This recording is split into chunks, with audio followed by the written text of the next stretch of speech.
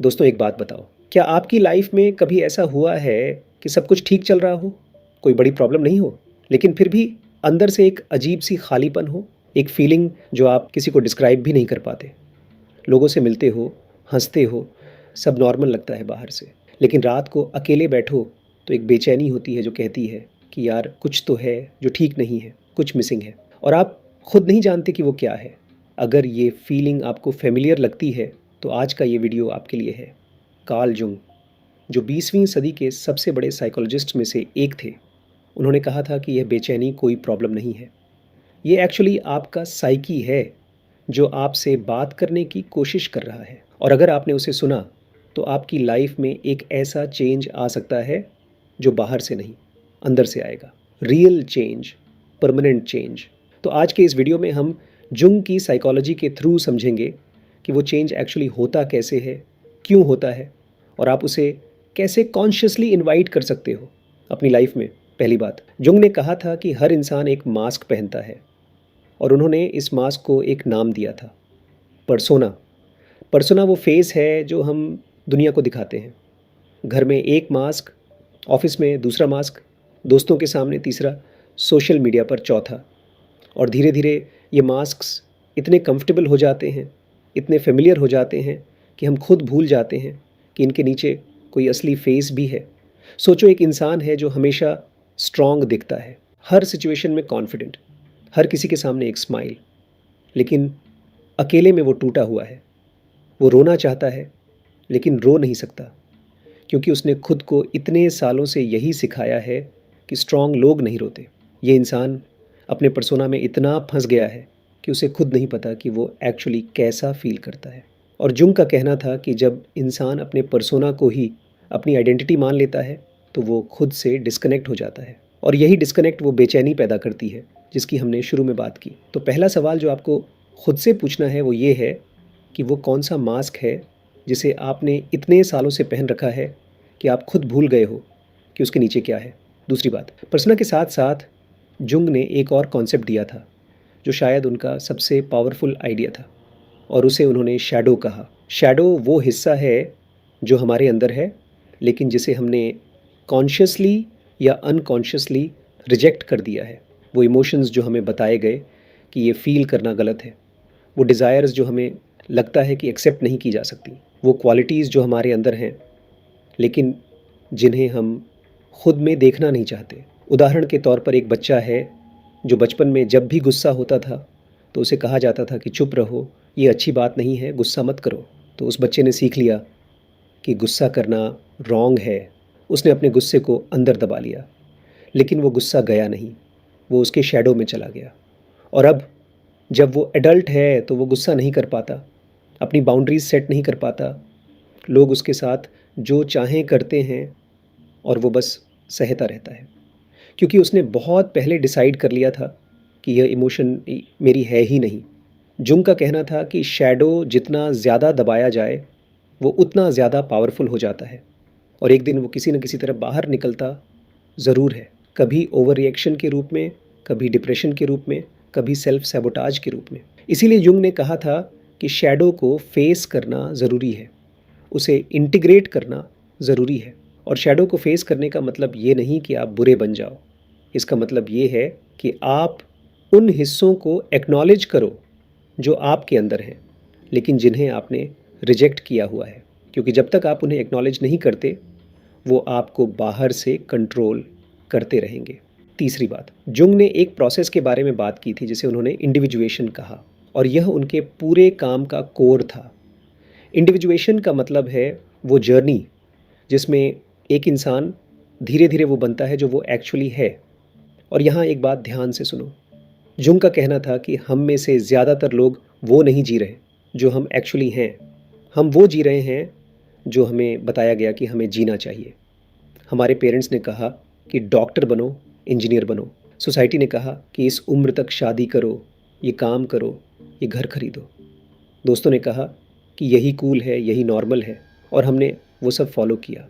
लेकिन कहीं ना कहीं अंदर एक आवाज़ थी जो कुछ और कहना चाहती थी, जो कुछ और बनना चाहती थी, और हमने उस आवाज़ को इतने सालों में इतना दबाया कि अब वो बेयरली सुनाई देती है। इंडिविजुएशन वो प्रोसेस है जिसमें आप उस आवाज़ को वापस सुनते हो। और जुंग का कहना था कि ये प्रोसेस ईज़ी नहीं होती। इसमें आपको वो सब फेस करना पड़ता है जिससे आप भागते रहे हो। वो फ़ियर्स जो आपने कभी किसी को नहीं बताए, वो ड्रीम्स जिन्हें आपने प्रैक्टिकल नहीं समझा, वो वर्जन ऑफ योरसेल्फ जिसे आपने कभी पूरी तरह जीने नहीं दिया। लेकिन जो इंसान इस प्रोसेस से गुज़रता है, वो दूसरी तरफ एक कंप्लीटली डिफरेंट इंसान बनकर निकलता है। एक इंसान जो जेन्युइनली खुद है। और युंग ने ये भी कहा था कि इंडिविजुएशन की प्रोसेस अक्सर तब शुरू होती है जब लाइफ में कोई बड़ा क्राइसिस आता है, कोई रिलेशनशिप टूटती है, कोई जॉब जाती है, कोई बड़ा फेलियर होता है, या बस वो खालीपन, वो बेचैनी। ये सब एक्चुअली आपके साइकी के सिग्नल्स हैं कि अब वो पुराना वर्जन जो आप जी रहे थे, वो आपके लिए काम नहीं कर रहा। अब कुछ और बनने का वक्त है।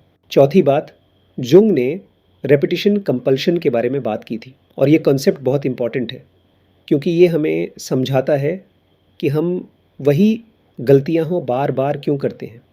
सोचो, अगर आपकी हर रिलेशनशिप में एक ही पैटर्न आता है, पहले सब अच्छा होता है, फिर एक पॉइंट आता है जहाँ चीज़ें बिगड़ती हैं और रिलेशनशिप टूट जाती है, और हर बार आपको लगता है कि ये उस दूसरे इंसान की वजह से हुआ।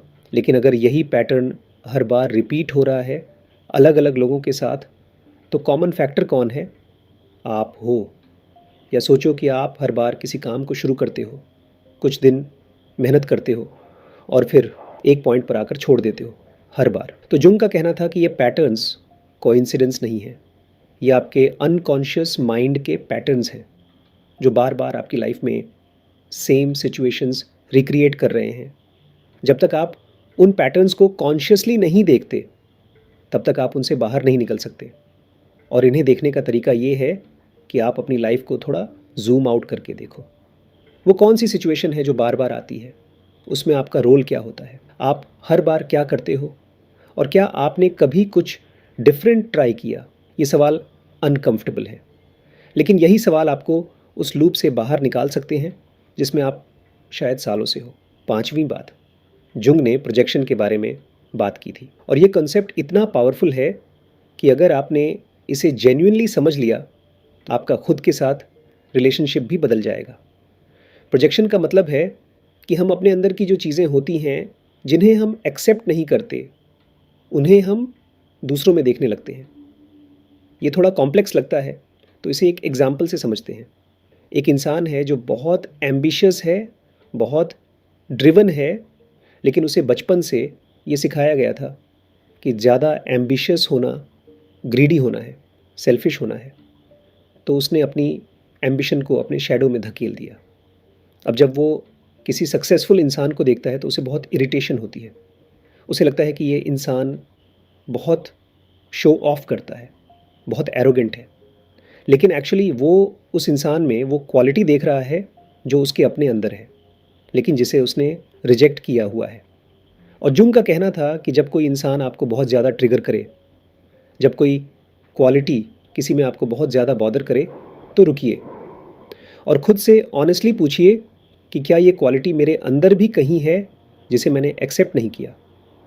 ये एक ऐसा सवाल है जिसका जवाब ढूंढना आसान नहीं है, लेकिन जो इंसान ये जवाब ढूंढता है, वो खुद के बारे में वो जान लेता है जो उसने शायद ज़िंदगी में पहले कभी नहीं जाना था। छठी बात, जुंग ने एक टेक्निक के बारे में बात की थी जिसे उन्होंने एक्टिव इमेजिनेशन कहा।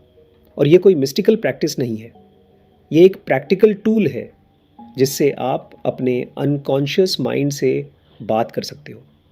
इसे करने का सबसे सिंपल तरीका ये है, हर रोज़ चाहे सुबह हो या रात को 10 से 15 मिनट के लिए बैठो, फ़ोन नहीं, कोई डिस्ट्रैक्शन नहीं, एक डायरी लो और बस लिखना शुरू करो। आज मैं कैसा फ़ील कर रहा हूँ, क्या चल रहा है मेरे अंदर। कोई स्ट्रक्चर नहीं, कोई ग्रामर नहीं, कोई रूल्स नहीं, बस जो आ रहा है वो लिखते जाओ। और यहाँ सबसे इम्पॉर्टेंट बात यह है कि जज मत करो। जो भी आ रहा है, चाहे वो कितना भी डार्क हो, कितना भी कंफ्यूजिंग हो, उसे आने दो। जुंग का कहना था कि जब आप अपने थॉट्स और फीलिंग्स को बाहर निकालते हो, तो आपका अनकॉन्शियस माइंड उन्हें प्रोसेस करना शुरू करता है। धीरे धीरे वो पैटर्न्स जो आपको दिख नहीं रहे थे, वो सरफेस पर आने लगते हैं, वो कनेक्शंस बनने लगते हैं। और ये एक ऐसी हैबिट है जो देखने में बहुत छोटी लगती है, लेकिन जो इंसान इसे सीरियसली लेता है, वो 3 से 6 महीने में खुद नोटिस करता है कि उसका खुद के साथ रिलेशनशिप कंप्लीटली बदल गया है। वो खुद को ज़्यादा क्लियरली देख पाता है, अपने रिएक्शंस को समझ पाता है और इसी से रियल चेंज शुरू होती है। 7वीं बात, जुंग ने कहा था कि इंसान की सबसे बड़ी प्रॉब्लम ये नहीं है कि वो बुरा है या कमज़ोर है या उसकी किस्मत ख़राब है। इंसान की सबसे बड़ी प्रॉब्लम ये है कि वो अनकॉन्शियस है। मतलब वो नहीं जानता कि वो जो डिसीजंस ले रहा है, जो चॉइसेस कर रहा है, जो रिएक्शंस दे रहा है, वो एक्चुअली क्यों कर रहा है? उसके पीछे कौन-सी पुरानी प्रोग्रामिंग है?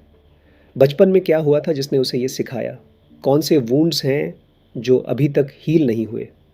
और जुंग का कहना था कि जो इंसान कॉन्शियस हो जाता है, जो ये समझने लगता है कि मैं ऐसा क्यों हूँ, मैं ऐसा क्यों करता हूँ, उस इंसान की लाइफ ऑटोमेटिकली बेहतर होने लगती है। क्योंकि अब वो पपेट नहीं है जो अपनी पुरानी प्रोग्रामिंग के हिसाब से चल रहा था। अब वो कॉन्शियसली चूज़ कर सकता है और ये चॉइस ही असली फ्रीडम है। जुंग ने एक बहुत इम्पॉर्टेंट बात कही थी। उन्होंने कहा था कि जब तक आप अपने अनकॉन्शियस को कॉन्शियस नहीं बनाते, वो आपकी लाइफ को डायरेक्ट करता रहेगा और आप उसे फेट कहते रहोगे। मतलब वो चीज़ें जो आपको लगती हैं कि बस हो गई, ये तो मेरे साथ ऐसा ही होना था, एक्चुअली वो आपके अनकॉन्शियस पैटर्न्स का रिज़ल्ट होती है। और जो इंसान इन्हें देखना शुरू कर देता है, वो अपनी सो कॉल्ड फेट को बदल सकता है। 8वीं बात, जुंग ने सिंक्रोनिसिटी के बारे में बात की थी, लेकिन उन्होंने इसे जिस तरह एक्सप्लेन किया, वो बहुत अलग था उससे जो आज लोग इस वर्ड का मतलब समझते हैं।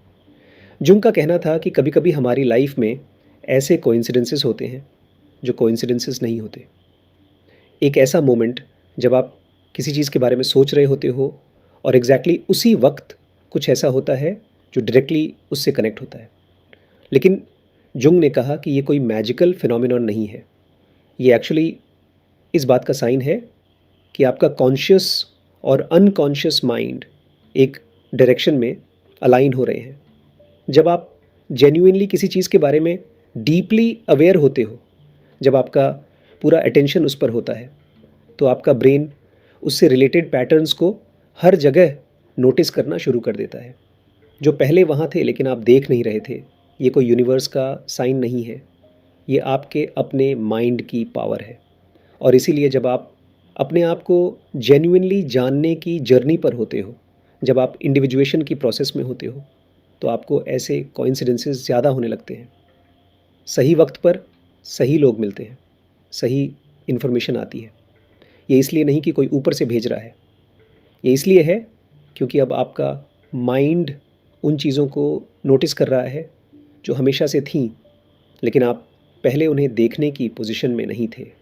9वीं बात, जुंग ने कहा था कि लाइफ का दूसरा हाफ, मतलब रफली 35 से 40 साल की उम्र के बाद, वो टाइम होता है जब इंडिविजुएशन की प्रोसेस सीरियसली शुरू होती है।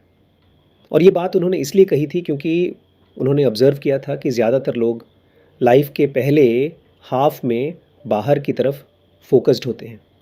करियर बनाओ, पैसे कमाओ, रिलेशनशिप्स बनाओ, स्टेटस अचीव करो, और ये सब ज़रूरी है। लेकिन एक पॉइंट आता है, और ये पॉइंट हर किसी के लिए अलग उम्र पर आता है, जब ये सब अचीव करने के बाद भी कुछ मिसिंग लगता है। जब आपको लगता है कि इतना सब पा लिया, लेकिन फिर भी वो सैटिस्फैक्शन नहीं है जिसकी उम्मीद थी। जुंग का कहना था कि ये मोमेंट एक्चुअली बहुत इम्पॉर्टेंट है। ये वो मोमेंट है जब लाइफ आपको अंदर की तरफ टर्न करने के लिए कह रही है, खुद को जानने के लिए, अपनी वैल्यूज़ को समझने के लिए, ये पूछने के लिए कि मैं एक्चुअली क्या चाहता हूँ, बाहर की दुनिया से नहीं, खुद से। और जो इंसान इस कॉल को सुनता है, वो लाइफ के दूसरे हाफ में एक ऐसी डेप्थ पाता है जो पहले हाफ में पॉसिबल नहीं थी। 10वीं बात, और ये सबसे इम्पॉर्टेंट है, जुंग का सबसे बड़ा मैसेज यही था कि चेंज बाहर से नहीं आता। कोई आपकी लाइफ नहीं बदल सकता, कोई साइन नहीं बदल सकता, कोई कोइंसिडेंस नहीं बदल सकता। चेंज तब आता है जब आप खुद के साथ ऑनेस्ट होने का करेज रखते हो, जब आप अपने शैडो को फेस करते हो, जब आप उन पैटर्न्स को देखते हो जो आपको बार बार उसी जगह ले जाते हैं, जब आप ये एक्सेप्ट करते हो कि जो चीज़ें आपको दूसरों में बॉदर करती हैं वो अक्सर आपके अंदर भी हैं, जब आप हर रोज़ थोड़ा वक्त खुद को देते हो। ये प्रोसेस कंफर्टेबल नहीं है, ये ईजी नहीं है, लेकिन यही रियल चेंज है। और जुंग ने कहा था कि जो इंसान ये जर्नी करने से नहीं डरता, जो अपने अंदर के अंधेरे को फेस करने की हिम्मत रखता है, वो एक ऐसी लाइफ जी पाता है जो जेन्युइनली उसकी अपनी होती है, न किसी और की एक्सपेक्टेशंस की, न किसी और की डेफिनेशंस की, सिर्फ उसकी। दोस्तों, अगर आज की ये बातें आपको रेजोनेट हुई हैं, अगर आपको लगा कि हाँ यार, ये मेरे बारे में बात हो रही है, तो एक काम करो, आज रात सोने से पहले 10 मिनट निकालो। कोई फ़ोन नहीं, कोई डिस्ट्रैक्शन नहीं, बस एक सवाल खुद से पूछो, वो कौन सा हिस्सा है मेरे अंदर जिसे मैंने सबसे लंबे समय से इग्नोर किया है? और जो भी आए उसे लिखो। यही शुरुआत है। और अगर आप इस जर्नी को और डीपली समझना चाहते हो, खुद को जेन्युइनली चेंज करना चाहते हो, तो एक चीज़ है जो इसमें बहुत काम आती है, और वो है मोटिवेशनल इंटरव्यूइंग, यानी MI। ये एक प्रूवन साइकोलॉजिकल टेक्निक है जो आपको ये समझने में हेल्प करती है कि आपके अंदर जो सस्टेन टॉक है, जो आवाज़ आपको रोकती है, और जो चेंज टॉक है, जो आवाज़ आपको आगे ले जाती है, इन दोनों को कैसे पहचानें और कैसे मैनेज करें। जब आप ये सीख जाते हो तो बदलाव खुद शुरू हो जाता है। लिंक डिस्क्रिप्शन में है, एक बार ज़रूर देखें।